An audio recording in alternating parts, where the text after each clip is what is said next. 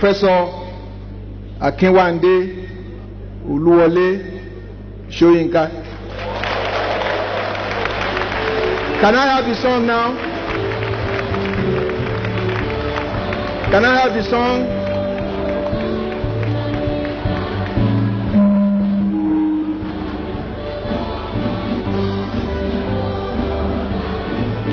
I ordered this song specially for you.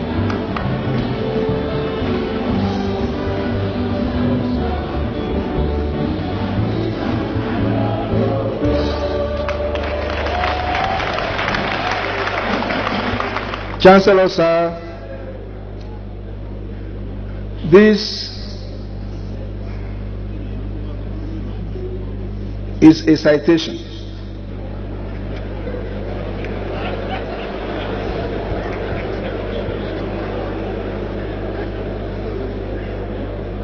This is a citation.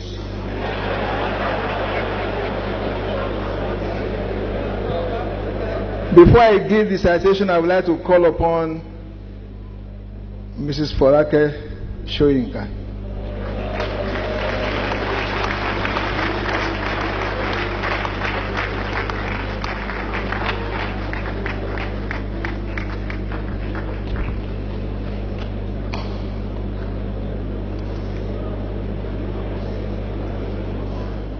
Emeritus Professor Akinwande Oluwole Soyinka, poet, playwright, novelist, compelling essayist, director, road marshal, hunter,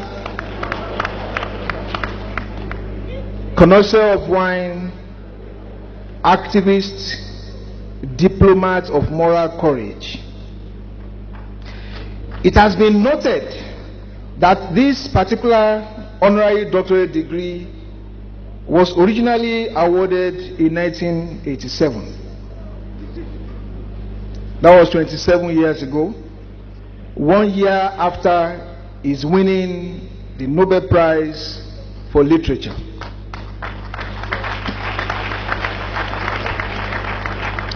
This is due season. For like vintage wine, the longer it takes, the sweeter and the better. Not many celebrated icons in Nigeria have achieved so much in terms of global recognition on account of outstanding literary output as well as patriotic sacrifice as Professor Akinwande Oluwole Soyinka. Born on Friday, July 13, 1934, Soyinka began his academic journey at St. Peter's Primary School, Ake, in Abeokuta, at age of 3. He gained admission on scholarship into the renowned Government College Ibadan, GCI, and proceeded to University College Ibadan, UCI, and later on to the University of Leeds, where he bagged his BA degree. From 1958 to 1959, he worked as a dramatist at the Royal Court Theatre in London. He returned to Nigeria in 1960 and founded the famous theatre group, the 1960 Masque. In 1964, he also founded the Orisun Theatre Company, on which platform he produced some of his written plays. This included The Swamp Dwellers and The Lion and the Jewel, which were performed in Ibadan in 1958 and 1959 respectively, and were published later in 1963. Shortly after his return from England, he took up an appointment as a research fellow in drama from 1960 to 1961. Between 1961 and 1967, Soyinka established himself as a major African playwright as well as academic.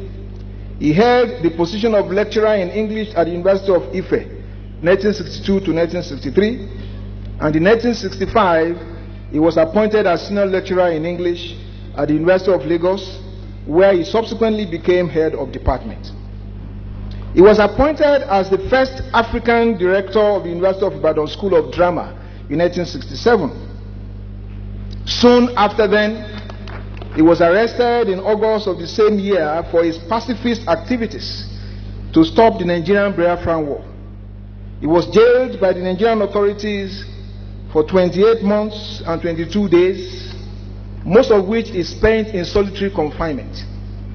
After his release in October 1969, Soyinka returned to the University of Ibadan and took up the headship of the newly established Department of Theatre Arts. Soyinka left Ibadan in 1972 and was appointed later at the University of Ife as Professor of Comparative Literature in 1975. He retired from Ife in 1985. As a writer, his fame attained global and legendary status when he became not only the first African, but the first black person anywhere in the world to win the world's most coveted prize for literary achievement, the Nobel Prize in 1986.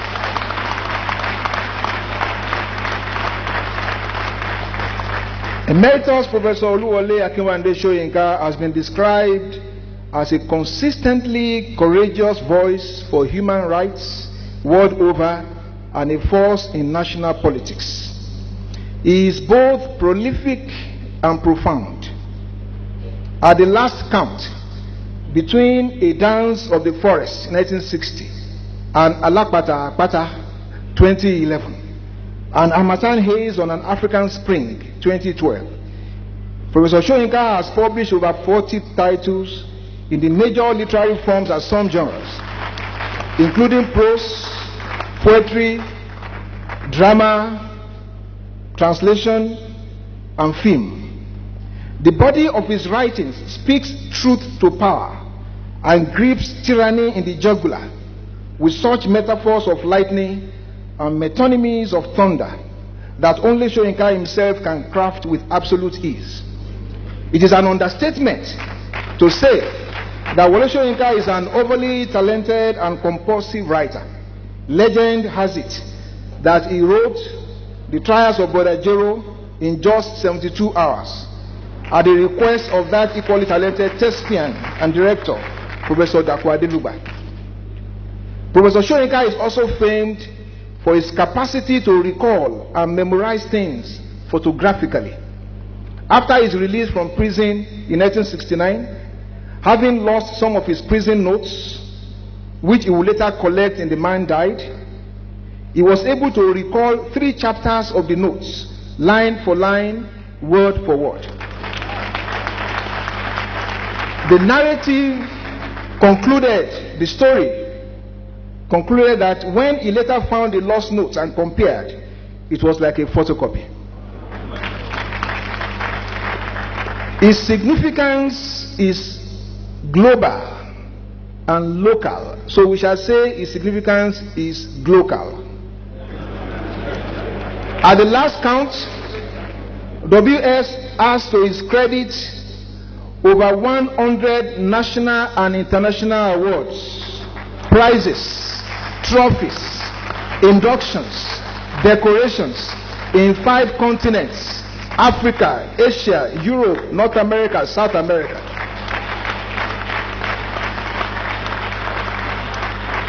I cannot capture them all in just one brief breath, but suffice to refer to one of those symbolic gestures in honor of Professor Soyinka. By a special legal pronouncement on November 4, 2003, the Council of the City of New Orleans, US, unanimously agreed to honor and immortalize Wole Soyinka by declaring November 4, every November 4, every year, as Wole Soyinka Day.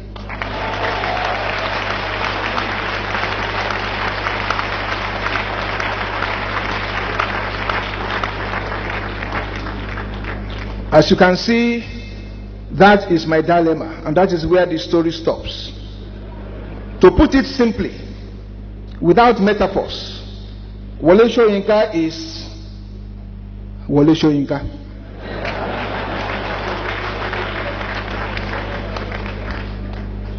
Chancellor, if it is to cite and recite the profile and accolade of Wole Soyinka, let me refer to the title of one of Professor Karim Baba's books, which itself is a borrower from the repertoire of my Yoruba poetic lore. If it is about Wole Soyinka, I can speak until tomorrow. But am I permitted to tell the story of Akinwande in prose? Am I permitted to raise a million metaphors in praise of a man who has blazed so many trails, fought many fights against injustice, against all kinds of dictatorship, a man who, by writing in all the major genres of literature, has out-Shakespeared Shakespeare? So let me speak not in prose, graphically, of Wole Soyinka in 3 pentameters. Ọkùnrin Ogun, Ẹni Ogun, Ogun's incarnate and votary. Ẹni Ogun, pacifist warrior. Ẹni Ogun, Ogun statesman of Ijegba extraction. Olohun Iyo, the one whose mellifluous voice captured the attention of a continent. Kongi, Kako, Kapun, Father Courage, compound of spells, the personification of Invictus, the unconquered and unconquerable energy, spirit in the face of adversity and tyranny.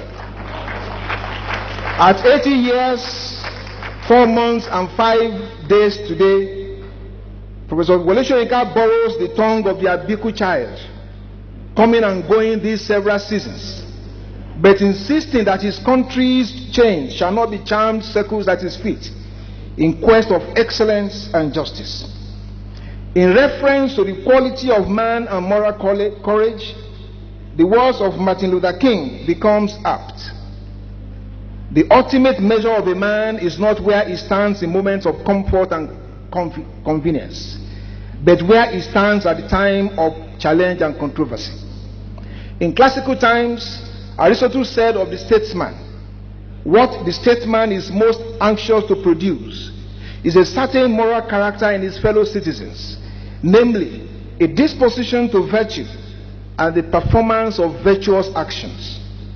Apart from his identity as a scholar, Wole Soyinka is equally a patriot and an elder statesman in the pure and antiseptic definition of the terms elder and statesman.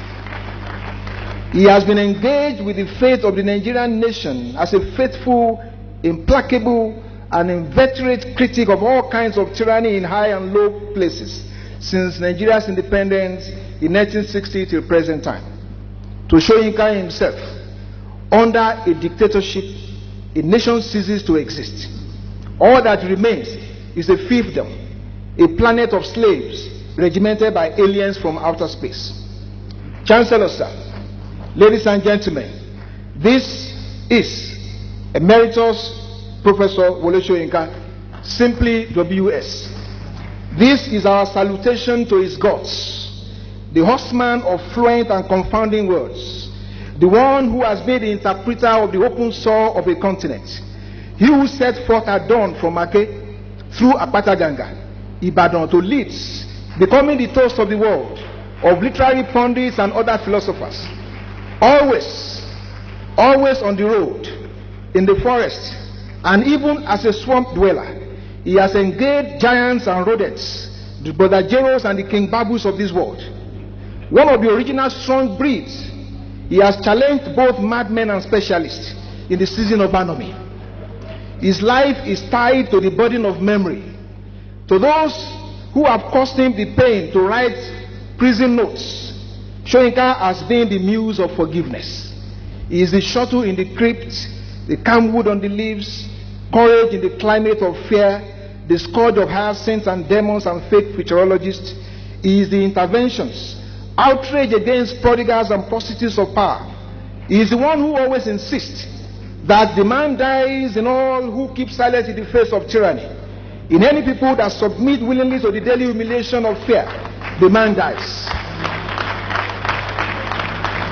Before our very eyes, And in his own life, this is the beatification of WS. His homecoming trophy is finally here for the taking. Today, Wole Soyinka, the lion, claims the jewel in his own habitat. This is Wole Soyinka. This is Ibadan. This is the cradle of pain and belonging. I now request you, Chancellor, by the recommendation of Senate and Council, to admit Emeritus Professor Wole Soyinka, our own WS, to the degree of Doctor of Letters of the University of Ibadan.